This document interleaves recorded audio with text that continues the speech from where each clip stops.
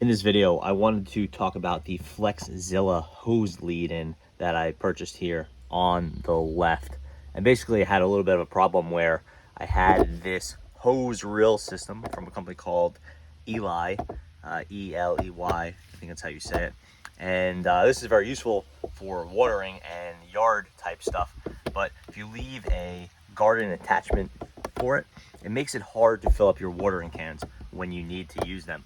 So I did a splitter here, and I was filling up the watering cans with the splitter right from the spout, but that's a little bit awkward because you're bending over, you're holding the watering can up like this, close to the house. It's getting water all over the place, and it's just pretty awkward. So I purchased this. This is a 3-foot Flexzilla lead-in hose. And normally, you just use an old piece of hose, and maybe out of a 30-foot hose, it had one end of it had a rip or tear in it. You just cut it, and all of a sudden you have a lead-in. But I didn't have any old hose. I had replaced all my hose last year with some higher quality stuff, and that's all working out. So I needed this, and I purchased this from Amazon. It is like I said, a 3-foot Flexzilla hose lead-in, and it's really essentially just a 3-foot hose.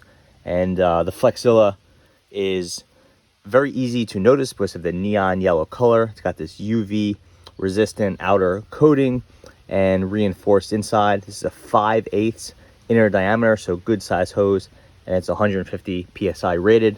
None of those are really going to make a huge difference for me. And again, it's only a 3-foot length. I could have even gone with a 2-foot. The Flexzilla stuff, if you haven't used it before, it's pretty nice. I'm not that familiar with it, but it has metal end pieces. I think they're probably aluminum or magnesium. Some reinforcement here for grip and then general protection. And obviously the hose looks quite cool. It's nice and flexy compared to most of the hose I've used. It definitely flexier than this one, which is forget the brand, but definitely a higher quality one and a lot more flexible than the old like Continental hoses I was using.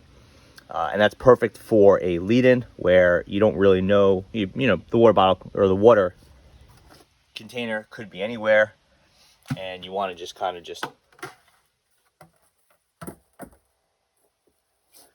drop it in.